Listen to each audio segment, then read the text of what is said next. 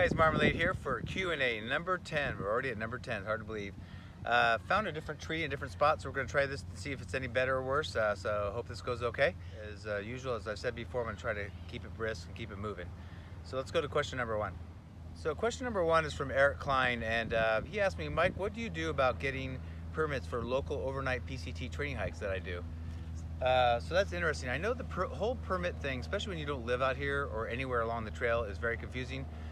But what's great about the PCT, except for in state and national parks, you don't need a permit to do anything. So every single one I go on, when I'm getting ready to do some overnights, some quick overnights that I'll do videos on in certain sections in the desert, you don't need permits for any of it. The rule with the permits is if it's under 500 continuous miles, you don't need a permit, unless you're in those state or national parks like the Sierras and places like that. So, but anyway, it's supposed to be if it's under 500 continuous miles on the PCT, if it doesn't go through state and national parks, you don't need a permit.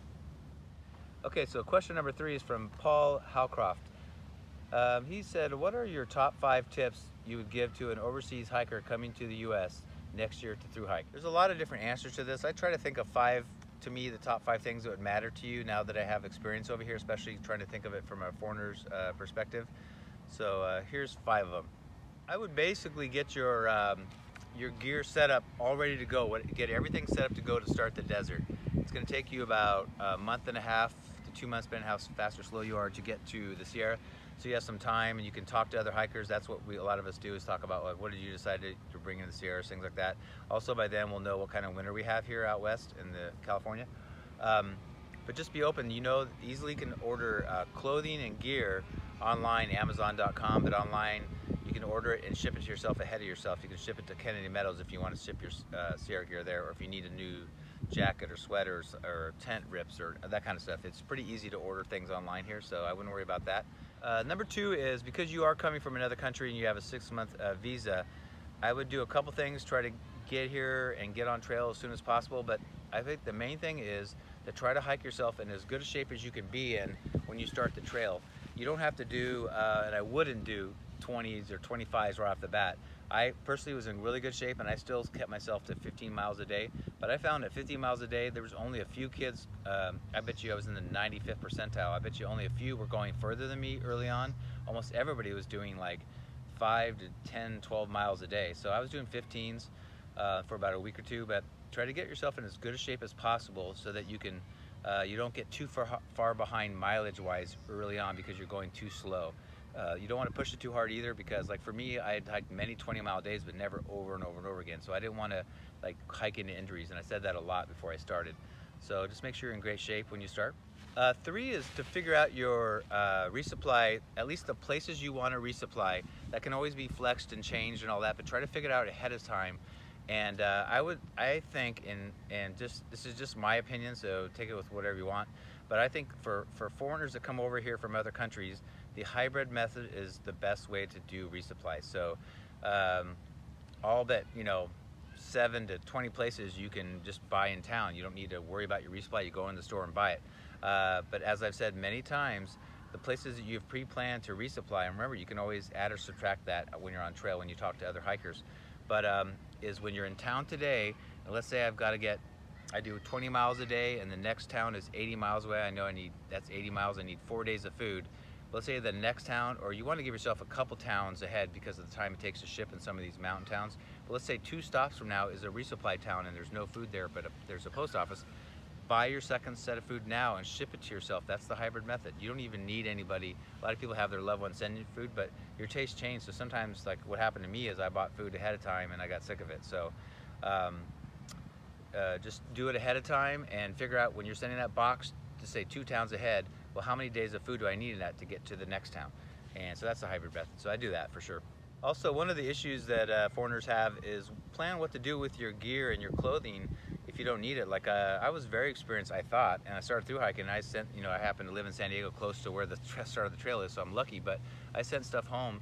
But think about, if there's somebody here or somewhere you can send all your gear. I don't know if you want to pay for it to send it all the way home, but if you can ship it somewhere, or you put it in a bounce box, you bounce it ahead yourself. But what are you going to do with stuff that you don't need? If it's expensive, you don't want to just put it in a hiker box, but that is an option if you want to do that. And then you could just take it all home with you when you're done with the trail. So maybe somebody would let you ship it to them, and then you can give them the money. They could ship it to you at the end when you're done, so you can get it all and just take it on the plane with you. So, and I'm somewhat guilty of this, but lastly, don't get too hung up on having every single last detail planned. It is true, and it's not just a saying, it's true. The trail provides. I'm not A-type whatsoever, but I was A-type on making sure that my hike was perfectly planned and everything was this down to a T. And it's in professional, I used to be in corporate sales, and that's how I was that way. I don't like that part of me. So part of why I did this trail too was to learn to just not plan, but just let it happen organically. It's going to be fine. You can figure it as you go. You have other hikers. If you don't know how to do something, don't, especially when you're in a foreign country. I know if I went to a foreign country, I wouldn't know where to go or how things work, but we're all there to help you. And I'm telling you, the fellow hikers are so helpful. It's incredible. And when you get into towns, people are helpful. And every town, it's stepping up. They all vie to be like the best trail town. So they're all like almost competing against each other to give you rides and help you up, put you up, pay for meals, do this, do that. So just know that it's going to be fine once you get on trail. And once you've been on trail a few weeks or a month, it just feels natural. And like, I stopped worrying about stuff. I didn't even worry. I used to get kind of worried about, when I get to the road, am I going to get a hitch? Well, I got a hitch within 5 minutes. Not every time, but most of the time. And I just realized it's going to work out. So those are 5 best ones that I can think of. The next question is from Terry Savini, and she asked me, what is the most amount of water I've carried at any given time? So that's an interesting question, because it depends on the year you went. I went this year, so the snow was the issue this year because of El Nino and our winter, but it helped there was way more water in the desert and everywhere because all that snow was melting. So you get water, but then you have other problems. So every single year it's going to be, you might have a year, there's years when a lot of these creeks are not flowing out here in the desert, and the water is an issue. So to answer your question, what's funny about water is I had multiple times where I had like 24-mile carries with no water. So I would say the most I carried was 5 or 6 liters, and if you guys don't know, 1 liter equals 2.2 pounds. What is that? If you have 5 liters, that's about 11 pounds plus, about 11 pounds. So yeah, there's times I carried a lot of water, trust me. And it's weird how the water works. Sometimes it's because you're high on a crest, and it's not because there's not water, but you're so high, there's nowhere for the water to come from. You're on the peak, and the water's all down below you. And a lot of times, you'll see in the trails cross the water constantly. That's when you get plenty of water you don't worry about. But there's times when you actually never cross the water, and you're just on these peaks the whole time. So there's water around, but it's not where the trail is. So sometimes it's not just because it's a desert, it's because of you being high elevation. Okay, our last question is from Jeff Wrinkle. He asked me, how did your meals and snacks change as you spent more time on the trail? Any changes due to shopping options, taste change, cravings? Yeah, so a lot of my taste changed, and that was the downside of buying all my food ahead of time. And I knew it, but that's the way I had to do it. I had to make it easiest for my buddy Robert to send me the packages to have the food ready and not put them on him to shop. So just about everything changed. Let's say breakfast. I had tried to have instant coffee every single morning ready in my pack to make, but I decided I didn't like the time it took to make and clean and put away.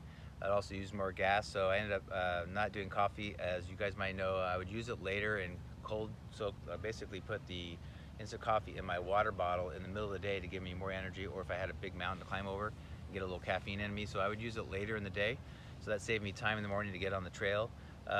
I did the typical oatmeal and Pop-Tarts and stuff that's not great. The oatmeal's okay for you, but a lot of sugar in it, and the Pop-Tarts are not good for you. But I lost, it didn't taste good after a while, so I kind of lost liking that. If you remember, Bart started hiking with me at mile about it was in Idaho, it's about mile 170 or 75, whatever. And we hiked 200 or 300 miles together, and I really like what he did, and that is I buy the Kind brand, but it doesn't matter the brand, of granola. And I use, because I cook in freezer quarts, Ziploc bags, I'd get those because they don't leak, put some dry the granola in there. I buy a big pack and split it up for the whole week for my resupply. So granola in there, I'd put powdered milk in there. I tried to find little small packages of honeys at restaurants, and I would keep them until I needed them. I'd put 1 or 2 of those in each, just the package in the Ziploc, and then, excuse me, and then when it came time to make it in the morning, I had no cooking, no nothing.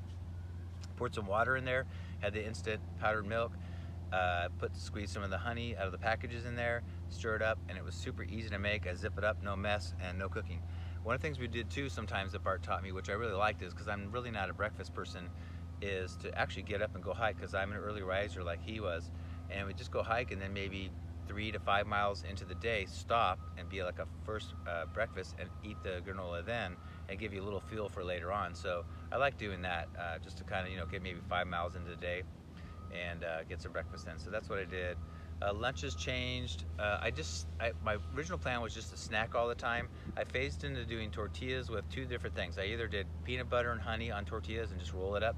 I also did a lot of like cheddar and harder cheese, a medium to small block, and I'd buy a summer sausage and I would cut that up with my little small pocket knife, cut it up, and sometimes try to find mustard packets and keep those and put some mustard on, but if not, dry is fine, and just do either a salami, hard salami, or summer sausage with some cheese. Hard cheese will last days and days, and I would bear it in my pack where it would never get warm. And but anyway, so I just roll that up on a tortilla and eat that. So that was my lunches. Dinners. Most people can't afford like a Mountain House meal every single day, so I was trying to put things together. I did like ramen a lot. Ramen never gets old. I'm not sure why, but I would try to enhance it with tuna fish or different things, throw stuff in there, or carry some vegetables out and chop it up and put it in there. I started doing instant rice, and then I would bring pepperoni. And pepperoni, if you ever see in the store, most of the time it's not in a refrigerator, it's just hanging on a shelf. So I'd bury that in the pack, and it would last me. Once I opened it, it would last 3 or 4 days, And so I'd throw some pepperoni in there. At the hotels, when I'd stay for a zero, I'd get their small little packages of butter in the where you have the breakfast, continental breakfast in the mornings. Grab a bunch of those butters. So so the rice wasn't just plain. Put some butter in there, and sometimes I'd throw vegetables in there, things like that. So I tried to be creative with that. I could have been more creative, and I will be in the future, but it's weird. At the end of the day, I'm starving, and I want a good meal, and it's the only time I have a hot meal, but I also don't feel like doing anything super fancy or like too much work, so I just want to throw it in there, eat it, and be done. And lastly, snacks didn't change much. I mean, you just get, like, I have a Snickers almost every single night. I made sure I have one of those, so I always try to treat myself with some dessert, sometimes M&M's, things like that. Yeah, I try to have something that's sweet. I don't know, I tended to buy the same stuff a lot, so it wasn't that it tasted bad, it gets to be repetitive and kind of old. So, but that's kind of the changes I had. All right, guys, that's it. I hope you enjoyed that. Those were really good questions, and I'm slowly getting less and less questions, so please give me a lot of questions. It can be about anything. I really want to help people out if I can. One thing I wanted to say, kind of an announcement, is my Patreon is starting to take off a little bit. Right now I have 4 people that are patrons, and what I'm going to start doing on most of my videos, and almost all my videos, not quite all, but most of them, I'm going to actually do a screenshot of my patrons and thank you personally at the end of every one of my videos. So if you already are one, check that out at the end of every video, and if you're not, please go to patreon.com and you can look for me, Mike Marmalade Lawrence, and it's super inexpensive. It'll help me. One of the things I've said too is it's for creative types like myself, or artists or musicians, but it's also gonna, everything that I get from people, I'm putting in a separate account. It's gonna go towards gear and things. It's gonna help me get lighter and faster and more comfortable on the trail. So I'm purposely saving every dollar that people are donating to me. It's actually going to a separate account that will help pay for some of my gear. So right now, that's where that money's going to go to, and it's super appreciated. So if you can give it all, it'd be great. You can do as little as $1 a month. So go check it out. Patreon.com, Mike Marmalade Lawrence, and please subscribe, like, share it if you want. If you're on Facebook, share it. That helps me grow. And thanks again for following along. And until next time, we'll see you down the trail.